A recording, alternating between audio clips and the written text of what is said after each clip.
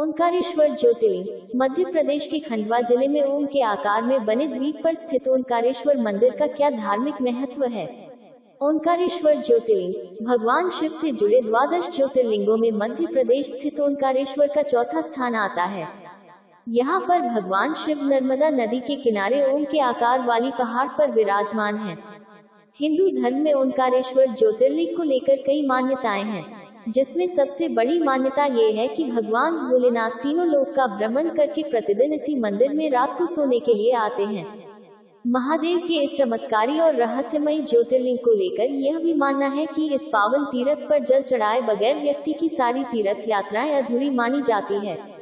ओंकारेश्वर ज्योतिर्लिंग मध्य प्रदेश के इंदौर शहर से लगभग 78 किलोमीटर की दूरी पर नर्मदा नदी के किनारे स्थित है। यह एकमात्र मंदिर है जो नर्मदा नदी के उत्तर में स्थित है। यहाँ पर भगवान शिव नदी के दोनों तट पर स्थित हैं। महादेव को यहाँ पर ममलेश्वर व अमलेश्वर के रूप में पूजा जाता है। धार्मिक मान्यता के अनुसार ओंकारेश्वर ज्योतिर्लिंग के आसपास कुल 68 तीर्थ स्थित हैं और यहाँ भगवान शिव 33 करोड़ देवताओं के साथ विराजमान हैं। महाशिवरात्रि के अवसर पर इस मंदिर में शिव भक्तों की भारी भीड़ दर्शन और पूजन के लिए उमड़ती है।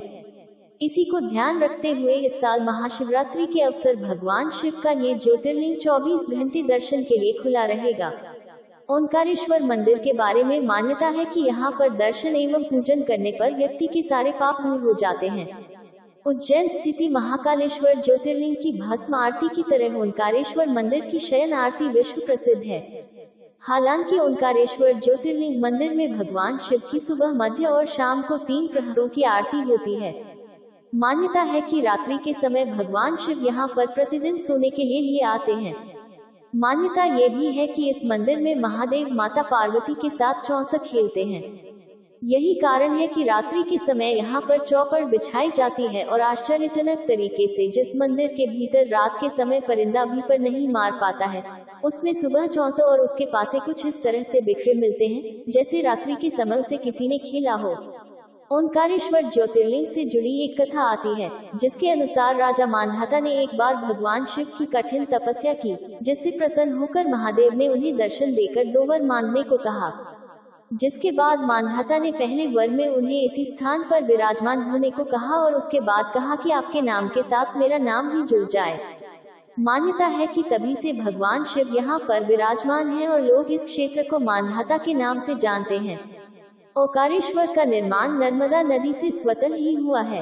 यह नदी भारत की पवित्रतम नदियों में से एक है और अब इस पर विश्व का सर्वाधिक बड़ा बांध परियोजना का निर्माण हो रहा है। नर्मदा क्षेत्र में ओंकारेश्वर सर्वश्रेष्ठ तीर्थ है। शास्त्र मान्यता है कि कोई भी तीर्थयात्री देश के भले ही सारे तीर्थ कर ले, किंतु जब तक वह ओंकारेश्वर आकर किए गए तीर्थों का जल लाकर यहाँ नहीं चढ़ाता, उसके सारे तीर्थ अधूरे माने जाते हैं। ओंकारेश्वर तीर्थ के साथ नर्मदा जी का भी विशेष महत्व है। शास्त्र मान्यता के अनुसार जमुना जी में 15 दिन का स्नान तथा गंगा जी में 7 दिन का स्नान जो फल प्रदान करता है, उतना पुण्य फल नर्मदा जी के दर्शन मात्र से प्राप्त हो जाता है।